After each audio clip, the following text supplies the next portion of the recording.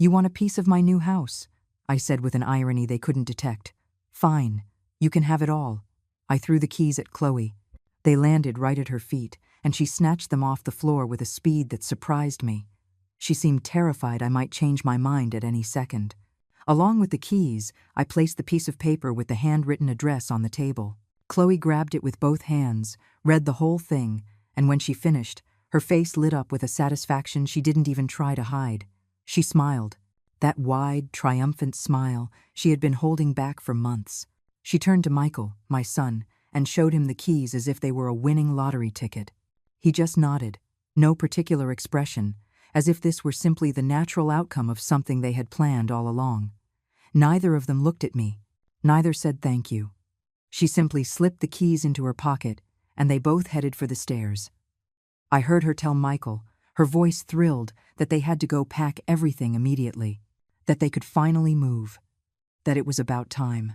The sound of their footsteps echoed on the second floor as they started shoving their clothes into bags, gathering their belongings, preparing for what they believed would be their new life in my house.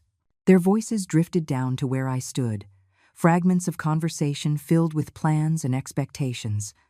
I just stood there in the middle of my living room, alone.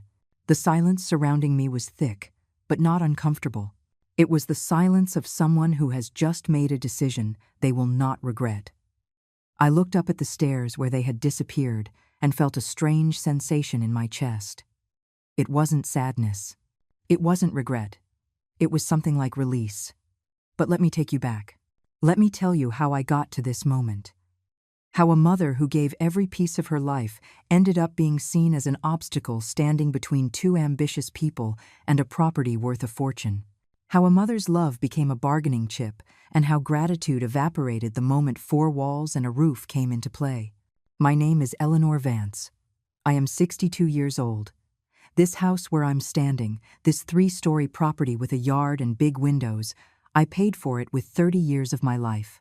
I bought it with my husband, Arthur, when Michael was barely 7 years old and used to run through these hallways without a care in the world. Every brick in these walls represents an extra hour of work, a skipped meal, a silent sacrifice. Arthur and I worked tirelessly to get it. He worked 2 jobs. I worked as an administrative assistant during the day and sewed clothes at night for extra money. We slept little. We ate just enough. We denied ourselves any luxury. Everything was for Michael. Everything was to give him what we never had as children. This house was the proof that we had made it, that our son would grow up in a stable and secure home. Arthur died 10 years ago. A sudden heart attack one afternoon while he was tending the garden. He collapsed among the plants he cared for so much, without pain, without warning. He left me this house, some savings, and Michael, who at that moment swore at his father's grave that he would always be with me, that he would never leave me alone, that he would take care of me just as I had cared for him. Promises sound beautiful when they're spoken. The problem is remembering them when something more attractive comes along. The first few years after losing Arthur were difficult but bearable. Michael came to visit often. We had lunch together on Sundays. We talked about his father, about memories, about life. I clung to those visits like a drowning person clings to a piece of wood in the middle of the ocean. My son was the only thing keeping me whole after my husband's death. 6 years ago, Michael met Chloe at a work conference. She was one of those women who knows exactly how to present herself, always put together, always with the right word, always smiling at just the right moment. He introduced her to me 3 months after they met, and I welcomed her with open arms. I cooked special dinners, organized family gatherings, and did everything possible to make her feel like part of the family. When they decided to get married, Michael told me he hadn't saved enough money. Chloe wanted a big, elegant wedding with lots of guests. I took almost $20,000 out of my savings to help them. $20,000 I had saved for years for emergencies.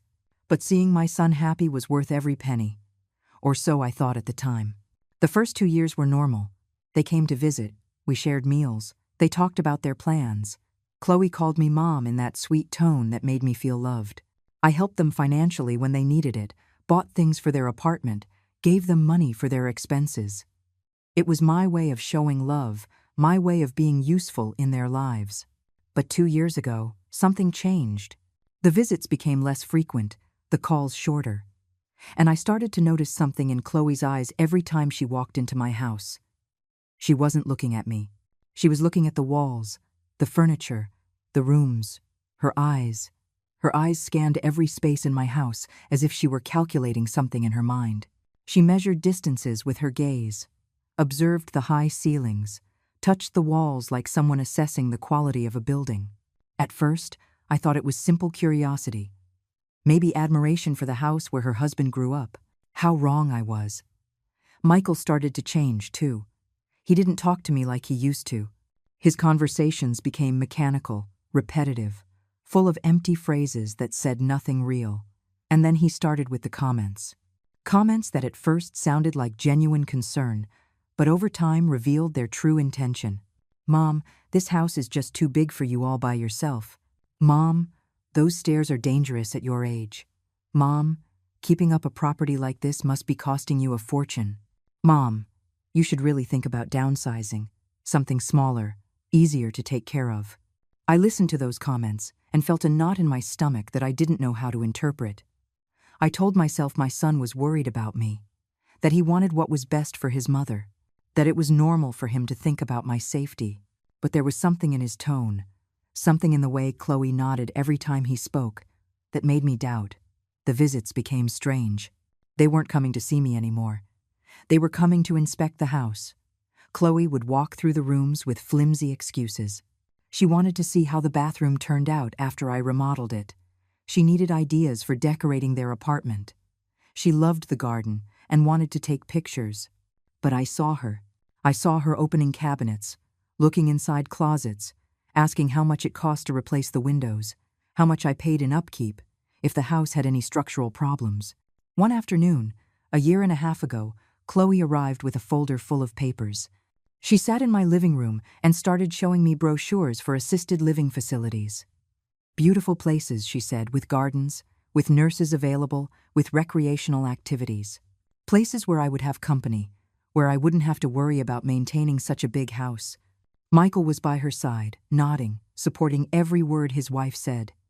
I felt something break inside me in that moment. I looked at my son, the man who came from my body, the one I nursed, the one I cared for when he had a high fever for 3 nights in a row, the one I hugged every time he cried, the one I applauded at every achievement in his life. And that man was looking at me as if I were a problem that needed a solution. I didn't say anything that day. I took the brochures, put them on the table, and served them coffee as if nothing had happened. But that night, after they left, I sat on my bed and cried until my chest hurt. I cried for Arthur, who wasn't there to see what our son had become. I cried for myself, for having been so blind. And I cried for Michael, for turning into someone I no longer recognized. After that afternoon, things got worse. Chloe started to be more direct. She no longer disguised her intentions with sweet words. She began to talk openly about how unfair it was to pay rent when this huge house existed with empty rooms. About how tired she was of living in a small apartment. About how much she would love to have her own yard, space to have guests, a bigger kitchen. Michael backed up every word. "Mom, it would be good for everyone. Mom, you'd be more comfortable in a smaller place. Mom, we could take care of the house. Mom, think about it. It would be the best thing for the family." I listened to them in silence. I nodded my head. I said I would think about it. But inside, something was changing. A part of me that had always been soft and agreeable began to harden. A voice in my head that used to be quiet was now screaming the truth I didn't want to accept. They don't care about me. They just want my house. I started paying more attention, noticing details I had ignored before. Like the way Chloe took pictures of every corner of my house and showed them to her friends. How Michael asked about the property documents, whether there was any mortgage left, whose name everything was in. How the two of them spoke in low voices when they thought I wasn't listening, making plans, discussing strategies. One night, I overheard part of a phone conversation. Chloe was talking to someone, probably a friend, and said things that stuck in my soul like needles. "She's old and stubborn," she said. "She doesn't get that the house is too much for her, but we've almost got her convinced. It's just a matter of time. That house should be ours. Michael is an only son. It'll be ours eventually anyway. I stood frozen on the other side of the door. I felt the air leave my lungs. My heart beat so hard I thought it would burst out of my chest. So that's how they saw me. As a temporary obstacle. As someone old and stubborn who was taking up space they considered theirs. I couldn't sleep that night. I stayed awake staring at my bedroom ceiling, the same room I shared with Arthur for 20 years, the same one where he died in my arms after they brought him home from the hospital. I thought about everything I had sacrificed for Michael. The sleepless nights when he was a baby, the extra jobs to pay for a good school, the times I ate less so he could eat more. How I sold the jewelry Arthur gave me to pay for his college tuition. And now here I was, alone in my house, with a son who saw me as a burden and a daughter-in-law who was counting the days to take what wasn't hers. But something else was born in me that night. Something cold and calculating I had never felt before. If they wanted to play dirty, I could too. If they saw me as an old woman who was easy to manipulate, I would give them exactly that image. And when they least expected it, I would teach them that underestimating a mother is the biggest mistake they could ever make. I started to act differently. Weaker, more confused. I complained about aches I didn't have. I said the stairs made me very tired. That maintaining the house was exhausting. That maybe they were right. That maybe I did need something smaller. Chloe and Michael exchanged satisfied glances every time I said those things. They thought they were finally achieving their goal. That the stubborn old woman was giving in. How wrong they were. While they thought they were convincing me, I was making my own plans. I started reviewing all the house documents. The property deeds were in my name. Only my name. Arthur and I had decided that years ago for legal and tax reasons. Michael had no right to this house as long as I was alive. And even though he was my only heir, that didn't mean I couldn't do whatever I wanted with my property. One morning, while they were at work, I went to the bank. I spoke with the manager, a man named Mr. Harrison, who had known me for years. I explained my situation without going into too much detail. I just told him I needed to organize my finances and wanted to explore my options.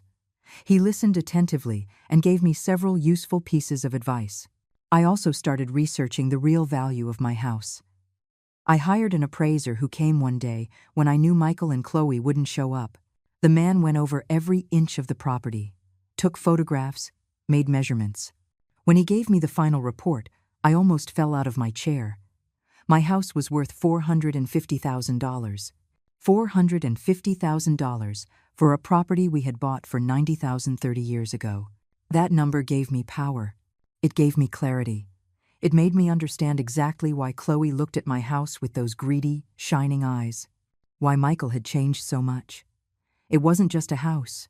It was a fortune. A fortune they wanted without paying a single cent. The visits became more frequent. They didn't wait for an invitation anymore. They showed up whenever they wanted, stayed for hours, and acted as if they already owned the place. Chloe started rearranging things. She moved furniture around and said it was to help me, that it looked better that way. She moved things in the kitchen, saying it was more practical. Michael would inspect the yard and make comments about which trees needed to be cut down, what part of the patio could be remodeled. I let them. I watched them in silence as they played the part of future owners of something that didn't belong to them. Every action they took was one more confirmation of what I already knew. They didn't love me. They loved what I had. One afternoon, Chloe arrived with her mother, a woman named Barbara, just as fake as her daughter. They sat in my living room and started talking about interior design, about how this house had so much potential, how with a few changes, it could look modern and elegant. Chloe's mother went so far as to say that the curtains I had were hideous and that they all needed to be replaced, that the color of the walls was too old-fashioned. I served tea and cookies. I smiled. I nodded. Inside, I was boiling with rage, but on the outside, I remained calm. I let them talk all they wanted.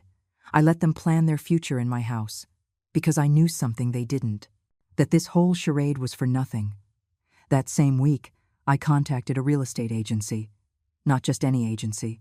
I looked for the most discreet one that worked with clients who valued privacy. I spoke with an agent named Susan, a woman my age who understood my situation without me having to explain too much. I told her part of the story. I told her I needed to sell quickly and in absolute silence. Susan didn't ask unnecessary questions. She told me she knew buyers who were looking for exactly this type of property. People with money who could close deals with cash without a lot of paperwork. She explained that we could do everything legally but quickly. That in a matter of 3 weeks, I could have the money in my account if we found the right buyer. I gave her the green light. We signed the representation papers. She started working immediately. We scheduled the viewings for the potential buyers at times when I knew Michael and Chloe wouldn't be around. On Tuesday and Thursday mornings, when both of them were at their jobs, 4 different couples came to see the house. The third couple fell in love with the place. They were a young, professional couple, no kids yet.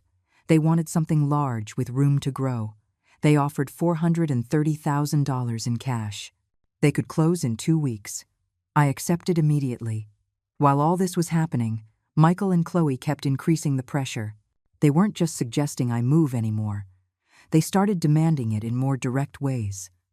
One night, during a dinner I cooked for them, Chloe dropped the direct question. "So, Mom, have you thought about what we talked about? Michael and I really need more space. Paying rent is just throwing money down the drain. This house has 4 bedrooms, and you only use 1. It just doesn't make sense." Michael added his part. "Mom, we could help you find a nice, comfortable apartment. Something in a building with an elevator, no stairs. Safer for you. And you'd have peace of mind knowing that this house is being taken care of by family." I looked at both of them. I saw 2 strangers sitting at my table. 2 people who shared my blood but didn't have my heart.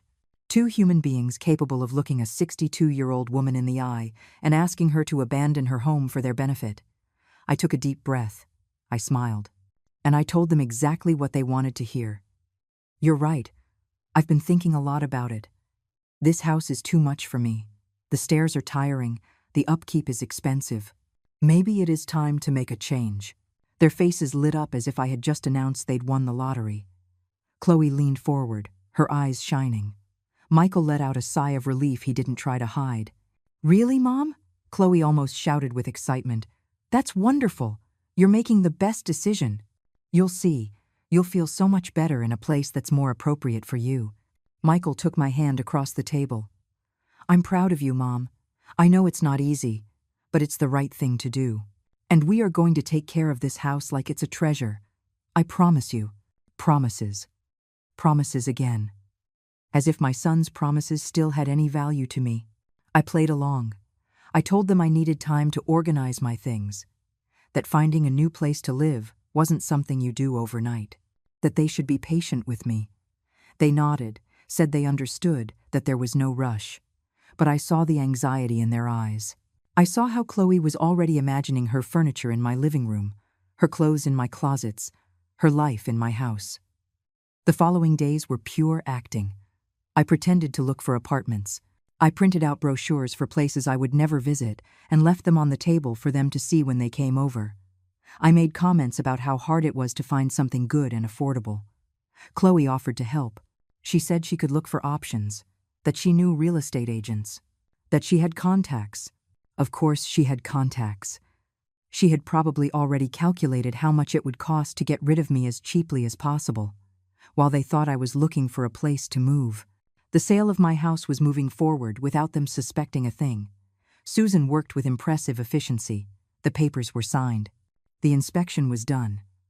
The money was deposited into a new account I opened specifically for this transaction.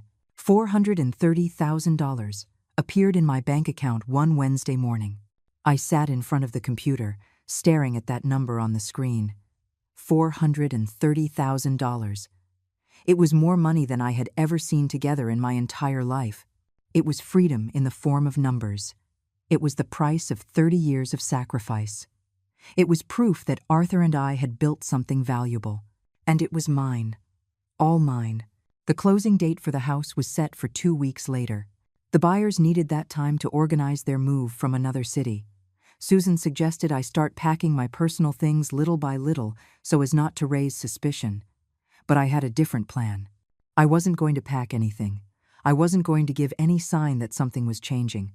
I was going to keep everything exactly the same until the last moment. And when that moment came, Michael and Chloe would get the surprise of their lives. I hired a moving company with a special condition.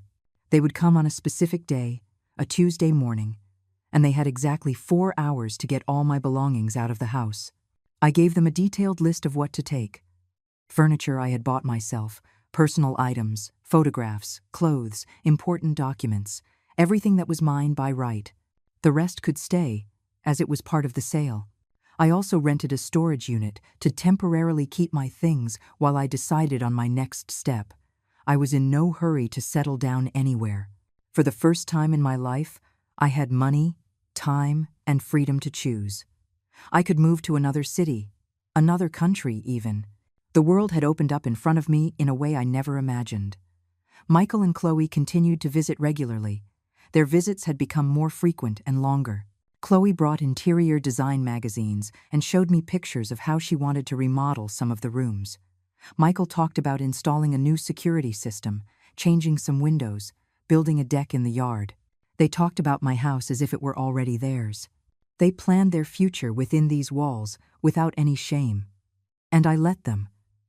I listened to them talk for hours about their projects, their dreams, their plans. Every word they said was another nail in the coffin of our relationship. Every fake smile from Chloe was one more reason not to regret what I was doing. One afternoon, 10 days before the closing date, I decided it was time to execute the last part of my plan. The most painful part, but also the most necessary. I had to confront them in a way that made everything clear, so there would be no doubt why I was doing this. I summoned them to my house on a Saturday afternoon. I told them I needed to talk to them about something important related to the house. They arrived on time, with that poorly disguised anxiety of someone expecting good news. They sat in the living room, on the same sofa where they had spent so many afternoons planning my eviction. I took a deep breath and began to speak. I told them I had been thinking a lot about everything we had discussed. That they were right, this house was too big for me. That maintaining it was costly and tiring. That I had made a decision. I saw their faces light up. Chloe leaned forward. Michael smiled. They thought I was finally going to tell them the house was theirs. But then I continued. I told them I had decided to sell the house, that I had already found buyers, that the deal was closed and the money was already in my account, that in 2 weeks the new owners would be taking possession of the property. The silence that followed was so thick you could cut it with a knife. Chloe looked at me as if I had spoken in another language. Michael opened his mouth, but no sound came out. They just sat there, frozen, processing what they had just heard. Then they exploded, both at the same time. Chloe jumped to her feet, screaming about how I could do this, that they had been waiting, planning, trusting that this house would be for them. Michael yelled at me that it was a betrayal, that he was my only son, that this house should have been his inheritance. I let them scream. I let them vent. When they finally fell silent, exhausted from their own tantrum, I spoke with a calmness that surprised even me. I told them this house was never their inheritance as long as I was alive, that it was my property, and I could do whatever I wanted with it. That if they had truly loved me, if they had truly cared about my well-being and not just my assets, things would have been different. But for 2 years, I had watched them act like vultures, waiting for me to disappear so they could take what was mine. Chloe tried to deny it. She said I was wrong, that they loved me, that they were just worried about me. But her voice was shaking. Her eyes avoided mine. Michael remained silent, his jaw tight and his fists clenched. I reminded them of every conversation where they had pressured me to leave, every comment about how big the house was, every suggestion of a retirement home, every greedy look from Chloe as she scanned my walls, every plan they had made, thinking I wasn't listening. Then Chloe switched tactics. She started to cry. She said I was being cruel, that they had pinned their future on this house. How could I do this to them? That I was her family. Michael joined his wife. He said I would regret this, that I would end up alone, that no one would take care of me when I really needed it. Their words were like stones thrown in anger, but they didn't hurt me anymore. I had already cried all the tears I had to cry. I had suffered through all the sleepless nights. I had carried the pain of their betrayal, until that pain transformed into determination. There was no turning back. They left, slamming the door. Chloe was crying hysterically. Michael looked at me with a hatred I had never seen in his eyes. He shouted that this wasn't over, that he would find a way to stop the sale, that he would talk to lawyers. I let him threaten me. I knew that legally he had no power. The house was in my name. The sale was legal and final. There was nothing he could do except that he had lost something that was never his. That night, I slept better than I had in months. For the first time in a long time, I didn't have nightmares. I didn't wake up with that weight on my chest. I felt something like peace. The next few days were strange. Michael didn't call. Chloe didn't show up. The silence of their absence was deafening, but also liberating. I didn't miss them. I missed the son I thought I had, not the greedy man he had become. But 3 days before the house closing, I received a call. It was Michael. His voice sounded different, calmer, almost kind. He said he had been thinking, that maybe he had reacted badly, that he understood my decision, even if it hurt, that he wanted to see me one last time before I left the house. I was immediately suspicious, but I agreed. Curiosity, perhaps. Or that part of me that still wanted to believe that some of the son I raised was still in there. He arrived alone, without Chloe. He sat across from me with an expression that looked like remorse. He said he was sorry for how things had turned out, that he really did love me, that he had let Chloe influence him too much, that he recognized his mistakes, that he hoped one day we could have a relationship again. He spoke with a sincerity that almost convinced me. Almost. But then came the real reason for his visit. He said he understood the house was sold and there was no going back. But he was asking me to at least consider giving them a part of the money from the sale. Not all of it, just a part. Something to help them make a down payment on their own house. After all, he was my only son. And we had built that house with him in mind, too. There it was, the true face behind the mask of regret. He hadn't come to reconcile. He had come to negotiate, to see if he could get something out of this situation. If not the whole house, at least a piece of the money. I looked at him for a long time without saying anything. I saw in his eyes that same calculating look I had seen in Chloe's so many times. I wondered how much of my real son was left in there, if the son I thought I knew ever really existed. I told him no, that the money was mine, that I needed it for my future, for my old age, to live with dignity for the time I had left, that if he had thought of me as his mother and not as a resource, maybe things would be different. But he had made his choices, and now he had to live with the consequences. Michael stood up abruptly. The mask of remorse fell away completely. He told me I was selfish, that I had become bitter since my husband died, that I was throwing away our relationship for money, that I didn't deserve to be called a mother. His words cut through me, but they didn't break me. I was already past the point where his insults could hurt me. I asked him to leave. He left without looking back, slamming the door again, making the pictures on the walls tremble. 2 days later, moving day arrived. The company I hired showed up promptly at 8 o'clock in the morning. 4 efficient men worked non-stop for 3.5 hours. They took out my furniture, my boxes of memories, my clothes, my books. Everything I had marked beforehand left that house and was loaded onto the truck, bound for the storage unit. I walked through the empty rooms when they finished.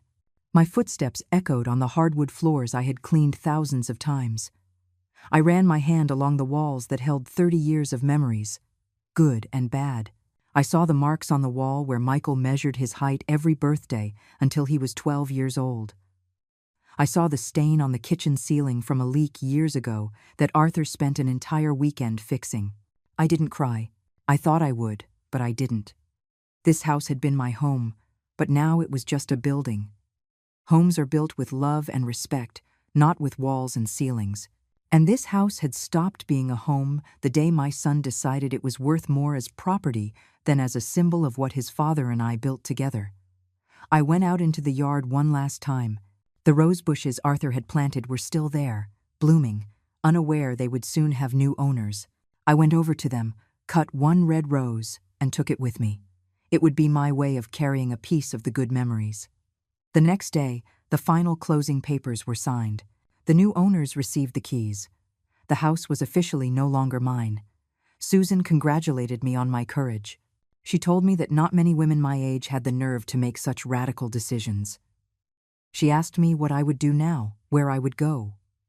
I told her I still didn't know for sure, that maybe I would travel for a while, that I had a friend in another city who had invited me to visit, that for the first time in my life I didn't have to answer to anyone, that I was free.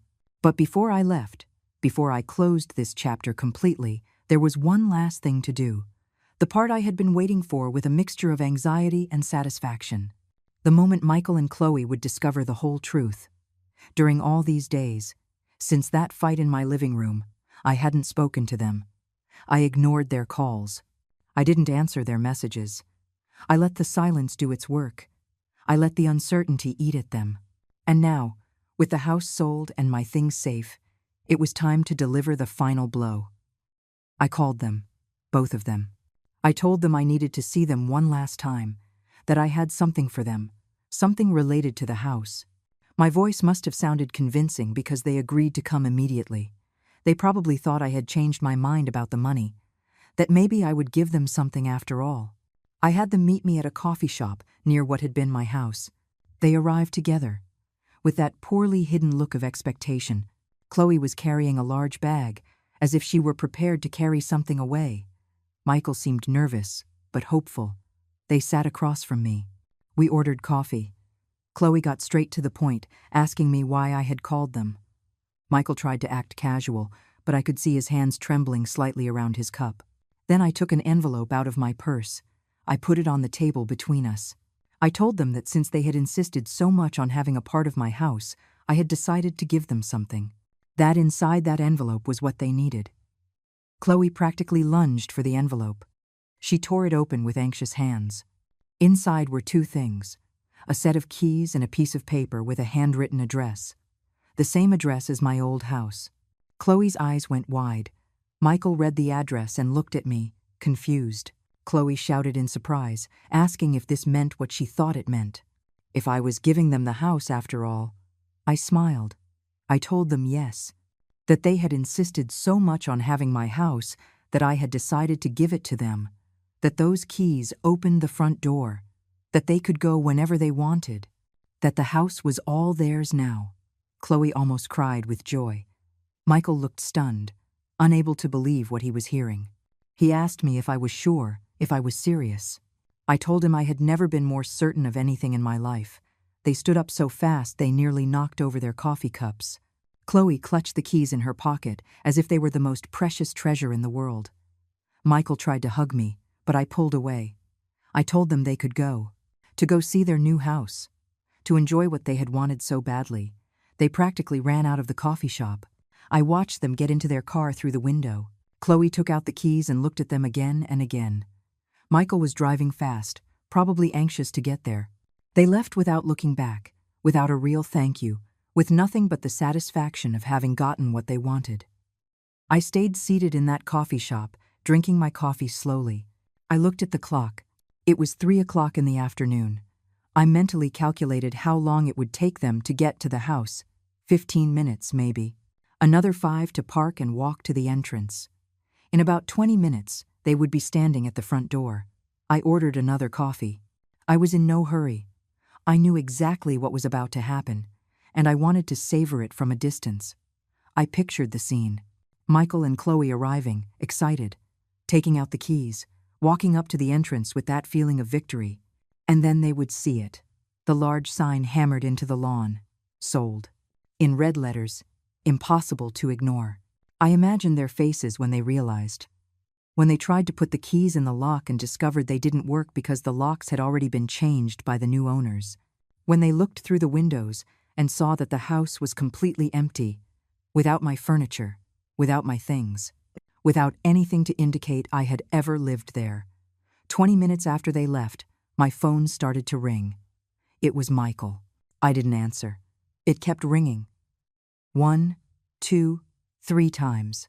Then Chloe. Then Michael again. I let it ring while I calmly finished my second coffee. The text messages started coming in, confused at first, then desperate, then furious. Mom, what does this mean? The house has a sold sign. The keys don't work. What is going on? Mom, answer the phone. This is a joke. Mom, please explain. What did you do? Where are you? I need to talk to you now. I read every message with a calmness that surprised me. I felt no guilt. I felt no regret. I felt something like justice, like liberation. Like that moment when you finally take control of your own life after years of letting others decide for you. I waited a full hour before responding. A single, short, direct message. The house is sold. I gave it to you, just like you wanted. Now it's your problem what to do with that information. Enjoy your inheritance. The phone exploded with calls. I blocked their numbers. The messages kept coming through other channels. Social media, emails, messages from unknown numbers that were clearly them using other people's phones. I blocked everything. I cut off all forms of communication. That night, I stayed in a hotel. A simple but comfortable room. I took a long bath. I ordered room service. I watched a movie I had wanted to see for months but never had the time. For the first time in years, I didn't think about what Michael was doing. If he had eaten dinner. If he needed anything. If he was okay. I thought about me. Only me. And it felt strangely liberating.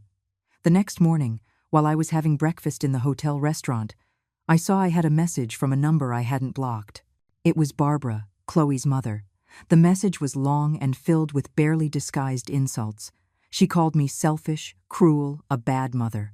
She said I had destroyed the future of two hard-working young people who just wanted to get ahead. That I would regret this when I was old and sick with no one to care for me. I deleted the message without replying. Her words didn't affect me. They were coming from the same person who had walked into my house to criticize my curtains and my walls while planning with her daughter how to take over my property. The following days were silent. Michael and Chloe finally understood that I wasn't going to answer, that there would be no conversation, that there was no going back.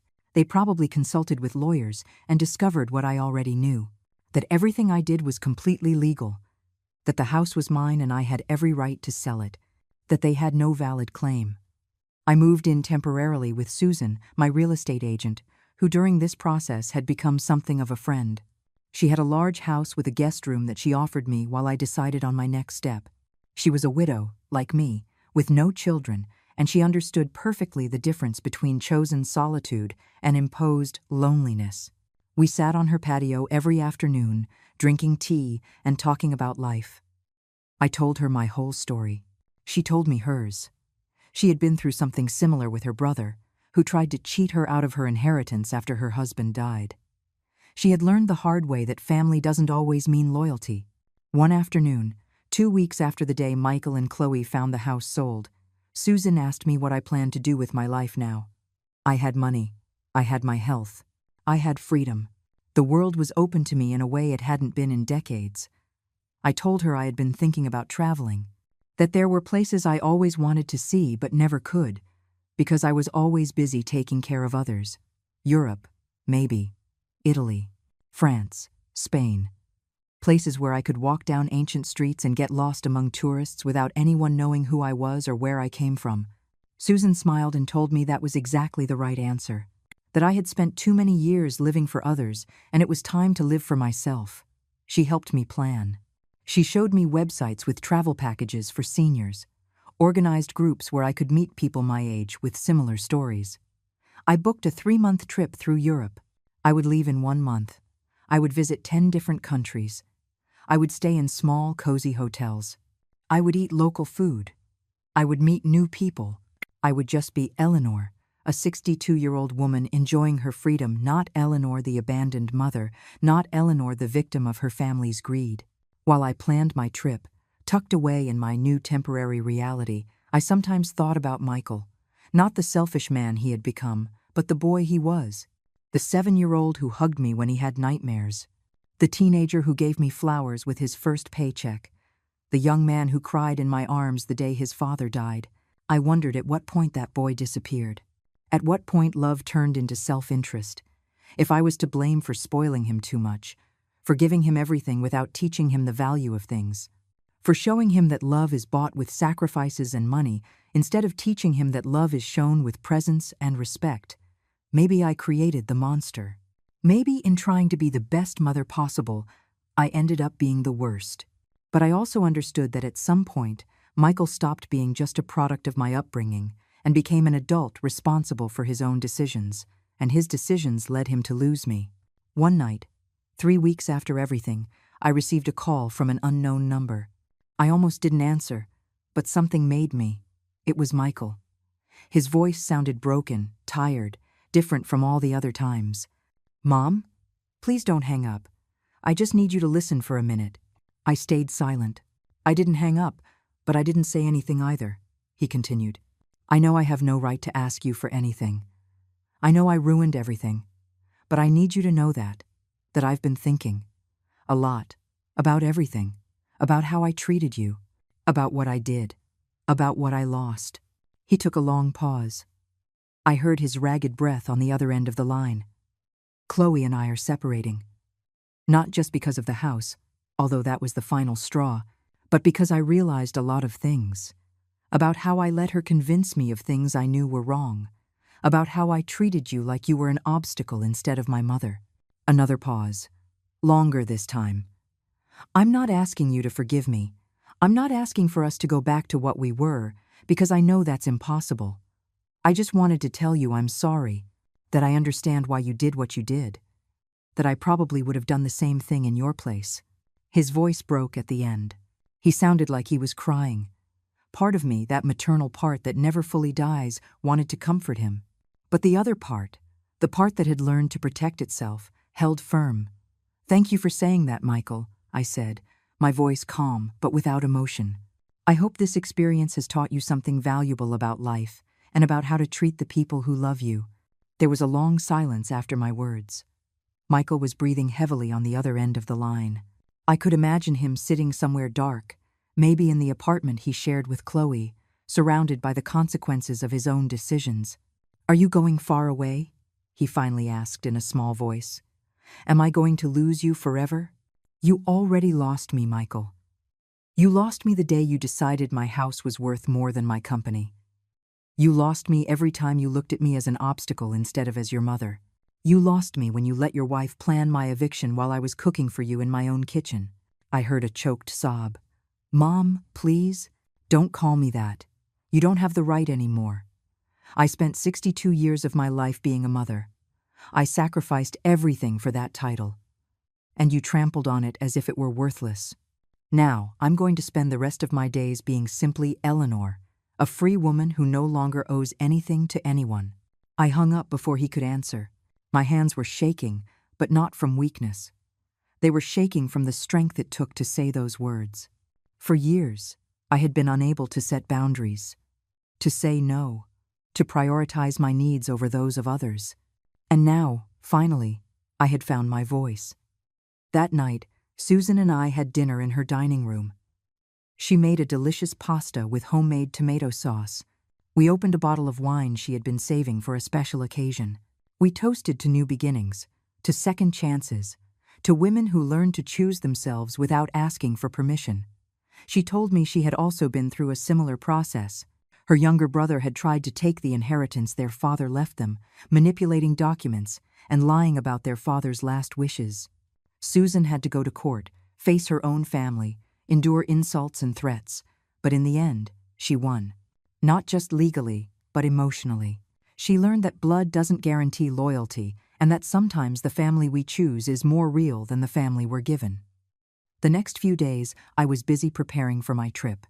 I bought new clothes. Not many, just what was necessary. I wanted to travel light, without the weight of material things or emotional baggage. I bought a good-sized but manageable suitcase. I took out my passport, which had been sitting in a drawer, unused, for years. I made all the necessary reservations. One afternoon, while checking my email, I found a message from Chloe. She had managed to get my email address somehow. The message was long, dramatic, and full of accusations and pleas mixed together chaotically. She told me I had ruined her life, that Michael was depressed and it was my fault, that they had only wanted what was best for me by suggesting a smaller, safer place, that I had misinterpreted their intentions, that the house would have been in good hands with them, that now Michael blamed her for everything and their marriage was destroyed. How could I sleep at night knowing the damage I had caused? I read the entire message without feeling anything at all. Not guilt, not satisfaction, not anger, just a quiet emptiness where the pain used to be. I deleted the email without replying. Chloe could say whatever she wanted. She could blame me for everything. It didn't affect me anymore because I had stopped caring about her opinion the day I heard her call me old and stubborn on the phone. 2 weeks before my trip, while I was walking through the market buying a few things, I ran into a neighbor from my old house. Her name was Megan, and she had lived 3 houses down for 15 years. We had exchanged occasional greetings but were never close. "Eleanor, what a surprise to see you here," she said with a genuine smile. "I heard you sold your house. The new owners seem very nice." I nodded. Yes, I decided it was time for a change. Megan leaned in closer and lowered her voice as if sharing a secret. "You know, your daughter-in-law came to my house a few days ago. She was looking for you. She seemed pretty upset. I told her I didn't know where you were, and she left in a huff." "Did she say anything else?" I asked out of curiosity. "She said you had done something terrible, that you had taken away her future. Honestly, it seemed very strange to me. That house was yours, not hers." Megan paused and then added, "I always thought that girl looked at your property with a little too much interest, like she already owned it. I'm glad you did what you had to do." Her words comforted me in an unexpected way. Sometimes you need an outsider to validate what you already know in your heart, that you're not crazy, that you're not the villain of the story, that your perceptions were correct. We talked for a few more minutes. I told her I was leaving for a trip to Europe. Her eyes lit up. She said she had always wanted to do something like that, but never dared, that she admired me for having the courage to start over at my age. We said goodbye with a warm, sincere hug. That night, I found an old box I had rescued from the house before selling it. Inside were photographs. Many photographs from different times in my life. Michael as a baby in Arthur's arms. Michael on his first day of school in that uniform that was too big for him. Michael graduating from college in his cap and gown. Michael on his wedding day, smiling next to Chloe. I looked at those photos for a long time. They were memories of a life that now seemed to belong to someone else. To a younger, more naive Eleanor, more willing to sacrifice everything for love. That Eleanor didn't exist anymore. She had died slowly over 2 years of humiliation and contempt, and in her place, this new version had been born. Stronger, more aware, more selfish, in the good sense of the word. I took the photos of Michael as an adult and put them aside. The ones of him with Chloe went straight into the trash. I didn't need to remember that chapter. But the photos of Michael as a child, those I kept, because that child had been real. That love had been genuine.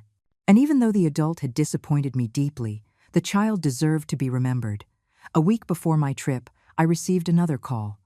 This time from a number I recognized as a law office. My heart sped up, thinking Michael had found some way to sue me. But it was something completely different. "Mrs. Eleanor Vance?" a professional woman's voice asked. "Yes, this is she. I'm calling from the firm of Zamora and Associates. We have information regarding your deceased husband, Arthur Vance. There is a pending matter related to a life insurance policy that was never claimed." I was speechless. A life insurance policy? Arthur had been dead for 10 years. I never knew of any insurance beyond the basic one that paid for the funeral and some immediate expenses. The lawyer explained that Arthur had taken out a small life insurance policy through his work years before he died. The company had gone bankrupt, and the case had gotten complicated legally. After years of paperwork, they had finally located the beneficiaries of the unclaimed policies. I was one of them. "How much money are we talking about?" I asked, still in shock.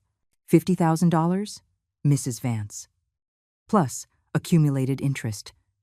Approximately $60,000 in total. I had to sit down. $60,000 I never knew existed. $60,000 that Arthur had set aside, thinking of protecting me. One last gift from a man who had been in the ground for 10 years but was still taking care of me from wherever he was. The paperwork took 3 days.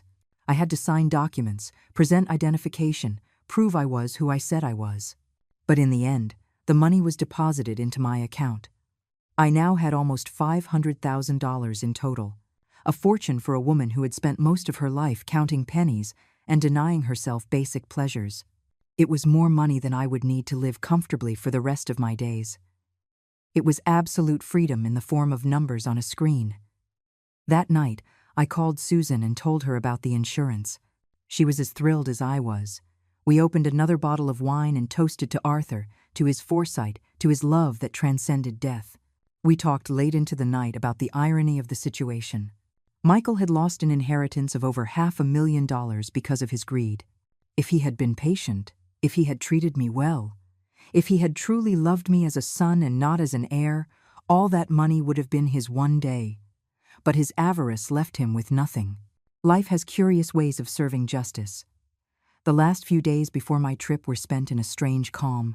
There was no more drama, no more desperate calls. Michael and Chloe had finally understood that there was no going back. I had become a ghost to them, and they had become strangers to me. Susan drove me to the airport on the day of my departure. We had developed a genuine friendship over these weeks. She had been my support, my confidant, the sister I never had. I promised her I would write from every city I visited, that I would send her postcards, that when I returned, if I returned, we would still be friends. We hugged at the airport security gate. She had tears in her eyes, but she was smiling. Go and be happy, Eleanor. Go and find out who you are when nobody needs you. Go and live the life you deserve. The flight was long but peaceful. I read a book I had bought about women who started over after 60. Inspiring stories of women who left toxic marriages, who pursued deferred dreams, who reinvented themselves when everyone thought it was too late. I saw myself reflected in every story. My first stop was Rome, the Eternal City. I arrived at night, and the taxi took me to a small hotel near Trastevere. The room was cozy, with windows that opened onto a cobblestone street where I could hear the sound of people dining in the restaurants below. I showered, put on comfortable clothes, and went for a walk. I had no specific destination. I just wanted to feel the city. I walked through narrow streets illuminated by warm lights. I passed ancient fountains where water still flowed after centuries. I saw young couples holding hands, families dining on terraces, old men sitting on benches, watching life go by. I went into a small trattoria that smelled of garlic and basil. I ordered pasta, carbonara, and a glass of red wine. I sat alone at a table by the window and ate slowly, savoring every bite. There was no one asking me if the food was good, no one waiting for me to serve others first, no one judging my choices. It was just me, my plate of pasta, and the most delicious freedom I had ever tasted. That night, back in my hotel room, I stood in front of the mirror. I looked at the woman staring back at me. 62 years old, graying hair that I no longer bothered to dye, wrinkles around my eyes that told stories of laughter and tears, age-spotted hands that had worked tirelessly for decades, a body that had given birth, that had loved, that had suffered, that had endured. This woman in the mirror was a survivor. She was someone who had hit rock bottom and decided to get up, someone who chose her own happiness over the approval of others, someone who learned that true love doesn't make you feel small, that real family doesn't use you. That saying no is an act of self-love, not selfishness. I spoke to that woman in the mirror. I told her I was proud of her, that she had made the right decisions, even though they hurt, that she deserved every moment of peace that was to come, that she no longer had to justify herself to anyone, that her life belonged completely to her. The following weeks were a beautiful blur of new experiences. I visited the Colosseum and thought about all the lives that had passed through that place. I threw a coin into the Trevi fountain, not making a wish, but giving thanks for this moment. I ate gelato in Piazza Navona while street artists painted portraits of tourists. From Rome, I traveled to Florence. I walked across the Ponte Vecchio at sunset. I saw Michelangelo's David and was moved to tears by so much beauty. I ate bistecca alla Fiorentina in a hidden restaurant recommended by the hotel owner. Every day was a small adventure. Every night was a quiet victory. In Florence, I met a group of women from Argentina who were also traveling alone. We met on a tour of the Uffizi Gallery and ended up having dinner together. We all had similar stories. Difficult divorces, ungrateful children, years lost taking care of others. And now we were all here, reclaiming our time, reclaiming ourselves. One of them, named Sophia, told me something that stuck with me. We spend so much time being what others need that we forget who we are. This trip isn't just tourism, it's a reunion with ourselves. She was right. Every day that passed, I felt lighter, as if I were shedding layers of responsibility and guilt that I had carried for decades. I started sleeping better, smiling more, not thinking about Michael for days at a time. From Florence, I went to Venice. The floating city welcomed me with its decadent and melancholy beauty. I took a vaporetto down the Grand Canal. I got intentionally lost in narrow alleys. I fed pigeons in Streetmark Square. I had a ridiculously expensive coffee at Café Florian, just for the experience. One afternoon, while sitting in a small cafe overlooking a canal, I received a message from Susan. She told me that Michael had gone looking for her, that he had asked about me. He wanted to know if I was okay, where I was, when I would be back. Susan told him that I was perfectly fine, but that she would not give him any more information, that she would respect my privacy. Michael left without pressing further. I read the message without feeling anything in particular. No satisfaction that he was looking for me, no guilt for not responding, just a quiet indifference. Michael was part of my past, a closed chapter. He no longer had power over my emotions. I replied to Susan, thanking her for protecting my space. I told her about Venice, about the women from Argentina I had met, about how I felt more like myself with every day I spent away from my old life. I continued my journey. Paris, with its Eiffel Tower and its cafes smelling of fresh croissants. Barcelona, with its unfinished Sagrada Familia and its delicious tapas. Madrid, with its museums full of art that made me cry from its beauty. Each city was a gift. Each experience was proof that life doesn't end at 60, that the best chapter might still be unwritten. In Barcelona, I met a man. His name was Robert. He was 65 years old. He had been a widower for 5 years. We met on a tour of Park Güell. He was traveling alone too. We had lunch together after the tour, then dinner, then breakfast the next day. It wasn't romance. It was genuine companionship. Someone who understood chosen solitude. Someone who was also rediscovering himself after years of living for others. We became friends. When we each went our separate ways, we exchanged numbers. We agreed to keep in touch, and we did. Occasional messages, photos of our travels, a friendship without expectations or obligations. The 3 months flew by. I visited the 10 countries, and a few more I added along the way. Every experience transformed me a little more. Every conversation with strangers who became temporary friends reminded me that the world was full of good people, that not everyone uses you, that kindness exists without conditions. When I finally returned, I didn't go back to the city where I had lived my whole life. I decided to settle in a new place, a coastal city about 3 hours away. I bought a small apartment with an ocean view, 2 bedrooms, a large balcony where I could watch the sunsets, and enough space for me and no one else. Susan came to visit me the first month. We walked barefoot on the beach. With our feet in the cold water, I told her all about my trip, about the women I met, about Robert and our uncomplicated friendship, about how I had learned to be alone without feeling lonely.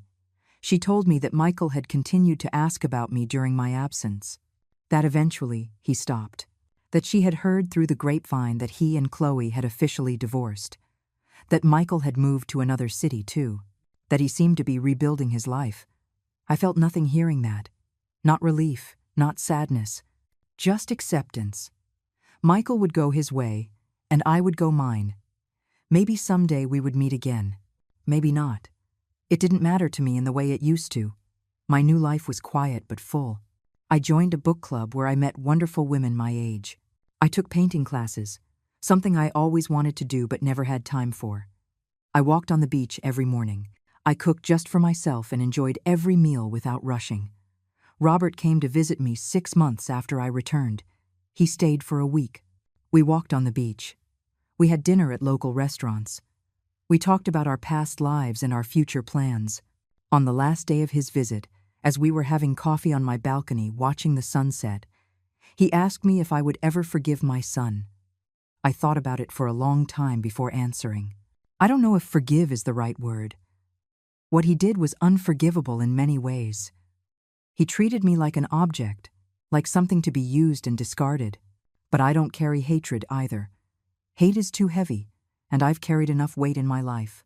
So, what is it? Robert asked with genuine curiosity. I think it's indifference. And maybe that's worse for him than hatred, because hatred means I still care. Indifference means I've moved on, that I've built a life where he no longer has a place. Robert nodded, understanding. Then he added something that made me think. Sometimes the best gift we can give to those who hurt us is our happiness, because it proves they didn't break us, that we survived, that we're stronger than they thought. He was right. My happiness wasn't revenge. It was liberation. It was proof that I was worth more than the role others assigned me. That being a mother wasn't my only identity. That Eleanor existed beyond her relationships with others. A year after moving to the coast, on an ordinary day while I was watering the plants on my balcony, my phone rang. It was an unknown number, but something made me answer. Mom? Michael's voice sounded different, more mature, more tired, less arrogant. I didn't respond right away.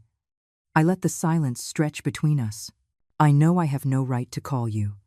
I know you should probably hang up, but I need to tell you something, and then I won't bother you again if that's what you want. I heard his breathing on the other end. He was nervous. I've spent this past year in therapy, trying to understand how I became the person I was with you, how I could treat you that way, and I've come to understand a lot of things. None of them are excuses, but at least now I understand. He paused, waiting for me to say something. I remained silent. I don't expect you to forgive me. I don't expect us to have a relationship again. I just needed to tell you that I finally get what I lost. And I'm not talking about the house or the money. I'm talking about you, about your presence, about your unconditional love that I trampled on as if it were worthless. His voice cracked slightly. I met someone new, a good woman who is teaching me what real love means. And every time she treats me with genuine kindness, I think about how you treated me like that my entire life, and I paid you back with greed and contempt. Every time she takes care of me when I'm sick, I remember all the nights you stayed up taking care of me as a child. And it hurts. It hurts so much to realize what I had and what I destroyed. He took a deep breath. I'm not asking you for anything. I just wanted you to know that I was wrong, that you were right about everything. That if I could go back in time and change my actions, I would, but I can't. So all I can say is I'm sorry. And I hope that wherever you are, you're happy. You deserve it more than anyone. There was a long silence. Finally, I spoke. Thank you for saying that, Michael. I appreciate your honesty, and I'm glad to know you're working on being a better person. I wish you the best in your life. I really do. Does that mean? His voice had a hint of hope. It means I don't hold a grudge. But it also means that my life is here now. I've built something new, something that is just mine, and there's no room in it for the pain of the past. I understand. His voice sounded resigned, but also relieved. I just wanted you to know that I think about you, that I miss you, and that if you ever decide you want to try anything, I'll be here. Goodbye, Michael. Take care of yourself. Goodbye, Mom. I hung up and stood there, looking at the ocean. I didn't cry. I didn't feel sadness or any particular relief. I just felt closure. Michael had said what he needed to say. I had listened, and now we could both move on. Maybe someday, in a few years, when the wounds were completely scarred over, we could try to rebuild something. Not the mother-son relationship we had before, because that was broken beyond repair, but maybe something new, something based on mutual respect and clear boundaries. Or maybe not, and that was okay too. I sat in my favorite balcony chair with a hot cup of tea. The sun was setting, painting the sky in oranges and pinks. The waves broke gently on the beach. A cool breeze brought the smell of salt and freedom. I thought about the entire journey. About the Eleanor I was 2 years ago, living in a big house but feeling smaller and smaller. The woman who let herself be manipulated because she didn't know how to set boundaries. The mother who believed love meant sacrificing everything, including her dignity. That woman didn't exist anymore. In her place was someone stronger. Someone who learned that loving yourself isn't selfish. That saying enough doesn't make you a bad person. That you can love your family and still choose yourself. That blood doesn't justify emotional abuse. That we deserve respect not for what we can give, but simply for existing. Today, I don't need permission to live. I don't need external validation to feel valuable. I don't need to prove my love to anyone by sacrificing my peace. Today, I simply exist on my own terms. And that is enough, more than enough. It's everything. I took a sip of my tea and smiled at the horizon. I was 63 years old, money in the bank. Real friends, my own projects, trips to plan, books to read, paintings to paint, sunrises to see. A whole life ahead of me, built on the rubble of the last one. What I did wasn't revenge. It was survival. It was self-love. It was the hardest and most necessary decision of my life. And I would do it again without hesitation. I got up from my chair and went inside my apartment. I put on soft music. I prepared dinner just for me. I set the table carefully, as if I were hosting the most important person in the world. Because I was. I was hosting myself. And as I ate slowly, savoring every bite, looking out the window at the ocean that was now my neighbor, I thought of all the women who are where I was, trapped in toxic family relationships, feeling guilty for wanting more, believing they have no options, thinking it's too late to start over. To them, I would say this: it is never too late. You are never too old. You have never given too much that you can't recover. Your life belongs to you. Your happiness is your responsibility, and choosing yourself doesn't make you selfish. It makes you free. I finished my dinner and went back out to the balcony. The night had fallen completely. The stars were beginning to appear in the dark sky. The sound of the waves was like an eternal lullaby. I closed my eyes and breathed deep. The salt air filled my lungs. And in that moment, on that balcony, facing the sea, thousands of miles from where my story began, I knew with absolute certainty that I had made the right decisions. This was my life now. And it was exactly as it was supposed to be.